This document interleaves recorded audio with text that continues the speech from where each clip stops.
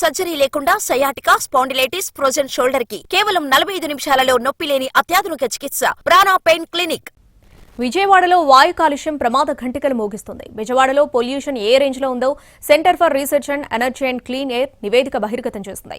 ఢిల్లీ, ముంబై, బెంగళూరు, హైదరాబాద్ వంటి మహానగరాల్లోనే కాదు విజయవాడలోనూ కాలుష్యం కోరలు చాచింది. దేశంలో అత్యంత కాలుష్య నగరాల జాబితాలో విజయవాడ కూడా ఉంది. విషపూరిత వాయు కాలుష్యం కోరల్లో బెజవాడ వెలవెల్లాడుతోందని సిఆర్ఈఏ రిపోర్ట్ ఇచ్చింది. Centre for research on energy and clean air లెక్కల ప్రకారం దేశంలోనే అత్యంత కాలుష్య నగరాల జాబితాలో టాప్ 10లో విజయవాడ ఉంది. విజయవాడతో పాటు విశాఖలోనూ కాలుష్యం కోరలు చాచింది. ఏపీలోని 26 నగరాలు, పట్టణాల విషయానికొస్తే 30 రోజుల వ్యవధిలో టాప్ 67లో 5 సార్లు ఏపీ నగరాలు ఉండడం ఆందోళన కలిగిస్తోంది.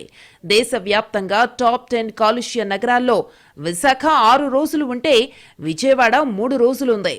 ప్రపంచ ఆరోగ్య సంస్థ ప్రమాణాల ప్రకారం ఘనపు మీటరు గాలిలో అతి సూక్ష్మ ధూళి కణాల సాంద్రత 5 మైక్రోగ్రాములకు మించకూడదు. కానీ ఆంధ్రప్రదేశ్లో 30 నుంచి 45 మైక్రోగ్రాముల మధ్య ఉండటం చూస్తే కాలుష్యం ఏ రేంజ్లో ఉందో అర్థం చేసుకోవచ్చు.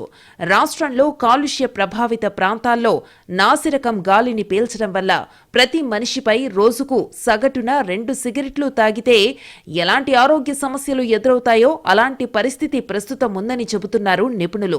విజయవాడలోని పలు జంక్షన్లలో వాయు కాలుష్యం తీవ్ర స్థాయిలో ఉంది.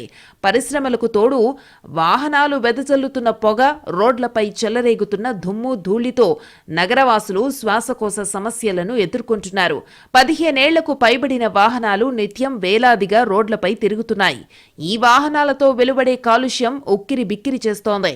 Carbon monoxide, sulphur dioxide, benzene వంటి కాలుష్య ఉద్గారాలు గాలిలో కలిసిపోవడంతో విజయవాడ పొగచూరుతోంది.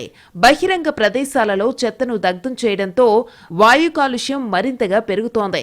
విజయవాడ పరిసర ప్రాంతాలలో పరిశ్రమలు పెరుగుతున్నాయి. పరిశ్రమల విష వాయువులు, వ్యర్థ రసాయనాలతో గాలి, నీరు కలుషితమవుతున్నాయి. సిటీలోనూ శివారులోనూ భవన నిర్మాణాలతో సూక్ష్మ ధూళి కణాలు మరింతగా పెరిగిపోతున్నాయి. కాలుష్యాన్ని నియంత్రించాల్సిన బాధ్యత ప్రభుత్వంతో పాటు స్థానిక సంస్థలపైన ఉంది. కాలుష్య నివారణకు తీసుకోవాల్సిన చర్యలపై ప్రజలకు అవగాహన కార్యక్రమాలు విస్తృతంగా నిర్వహించాలి. అప్పుడే సత్ఫలితాలు